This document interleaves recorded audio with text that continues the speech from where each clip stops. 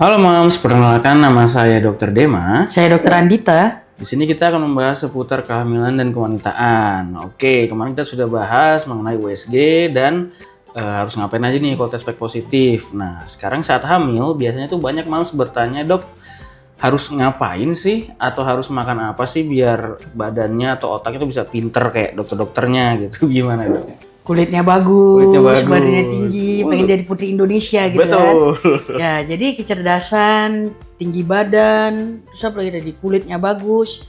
Nah, itu tergantung sama nutrisi yang dikonsumsi oleh ibunya, pola hidupnya juga, kemudian kebiasaan tidurnya juga gitu kan. Jadi nggak bisa dipenuhi oleh satu jenis makanan atau satu jenis suplemen yang tertentu yang dianggap bisa buat itu semua gitu, Dok. Berarti dalam satu piring mungkin harus kompleks kali ya, Dok ya. Harus Iya. berbagai macam tuh. Apa aja isinya tuh, Dok? Jadi pertama yang protein tinggi ya. Nah, salah satunya kalau dari satu makan utama itu harus ada satu sumber protein yang jelas ya kan.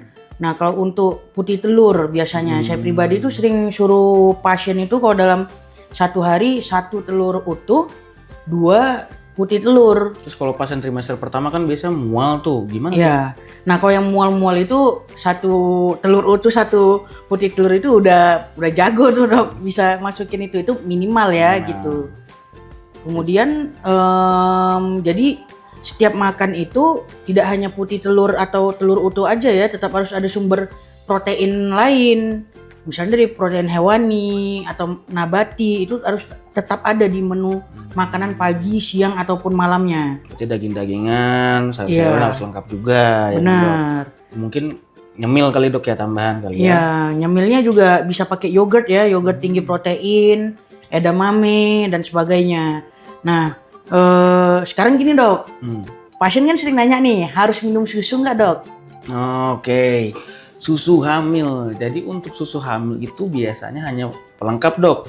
Kayak yang dokter bilang kan satu piring itu harus lengkap semuanya, protein, ada nutrien, mikronutrien atau makronutrien lainnya kayak karbohidrat dan mungkin nyemil kacang-kacangan ya, Dok ya. Jadi susu boleh tapi nggak wajib. Percuma kalau kita minum susu banyak tapi ternyata makannya kurang, sama aja bohong. Jadi susu itu boleh sebagai pelengkap asal makanannya juga udah harus lengkap. Satu piring ada karbo, ada protein, ada dan vitamin-vitamin lainnya. Ditambah dengan suplementasi dari dokter juga harus diminum. Harus lengkap ya kan, Dok, tiap hari gitu. Dan sampai saya makan banyak, Dok, tapi vitamin-vitaminnya nggak diminum gitu. Jadi memang kan ada beberapa yang nggak bisa kita dapetin langsung dari makanan karena salah satu kualitas alam tumbuhnya makanan itu, berkembangnya makanan itu baik dari hewan ataupun tumbuhan itu kan sangat berpengaruh ya. Jadi makanya kita support pakai suplemen hamil gitu. Yang kayak kita udah bahas kemarin ya, Dok ya, itu asam folat, kalsium, vitamin D sama penambah darah. Jadi itu diminum dari sebelum hamil boleh, selama kehamilan, bahkan sampai setelah kehamilan. Iya kan, benar. Oke, jadi Mam semua jangan sampai salah-salah lagi ya. Oke Mam, jadi jangan sampai bingung ya kalau hamil mau makan apa. Sampai jumpa minggu depan. Bye-bye.